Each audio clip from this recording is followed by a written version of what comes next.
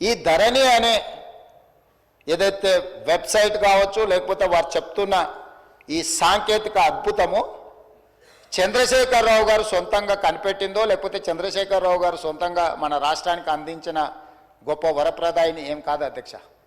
2010 సంవత్సరంలోనే ఒరిస్సా రాష్ట్రం, మన పక్కనున్న రాష్ట్రం, ఈ ధరణి పేరు మీద ఈరోజు తెలంగాణ రాష్ట్రంలో ఏదైతే ఈ ధరణి ఈ మాడ్యూల్ని ఇంట్రడ్యూస్ చేసినో IL&FS సంస్థకు 2010 సంవత్సరంలోనే అక్కడ రిజిస్ట్రేషన్లు చేయడానికి, అక్కడ భూ రికార్డులను పరిశీలించడానికి ఒరిస్సా ప్రభుత్వము నామినేషన్ బేసిస్ మీద వాళ్ళకి టెండర్ ఇచ్చింది అధ్యక్ష.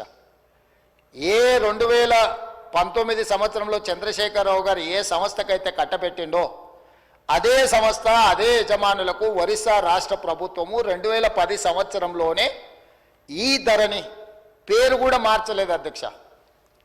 నువ్వు ధరణి అన్నావు, వాళ్ళు ఈ ధరణి అన్నారు. ఎందుకంటే ఎలక్ట్రానిక్ రిలేటెడ్ ఇష్యూ కాబట్టి ఈ ధరణి పేరు మీద 2010 సంవత్సరంలో ఒరిస్సా ప్రభుత్వం ఆ సంస్థకు అప్పచెప్తే 4 సంవత్సరాలు నిర్వహించిన తర్వాత కాగ్ ఏం నివేదిక ఇచ్చిందంటే అధ్యక్ష 2014లో అసలు ఈ ధరణి ఈ రిజిస్ట్రేషన్ సాఫ్ట్వేర్ లోపాలను కాగ్ నివేదిక బయటపెట్టడం కాకుండా ఎలాంటి కాంపిటేటివ్ బిడ్డింగ్ చేయకుండా వాళ్ళకు నామినేషన్ బేసిస్ మీద ఇవ్వడం మీరు తప్పు.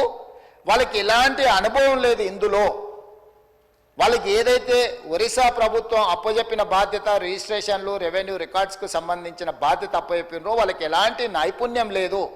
ఇలాంటి నైపుణ్యం లేని సంస్థకు, లోపభూయిష్టంగా నిర్వహిస్తున్న సంస్థకు మీరు ఇవ్వడం 100% అని తప్పుపట్టడమే కాకుండా NIC కేంద్ర ప్రభుత్వ రంగ సంస్థ అయిన NICకి ఇలాంటి సంస్థల్ని మీరు అసలు పక్కన పెట్టి వాళ్ళకి ఇవ్వకుండా వీళ్ళకి ఇవ్వడం తప్పు అని చెప్పి కాగ్ నివేదిక ఇచ్చింది అధ్యక్ష 2014లో.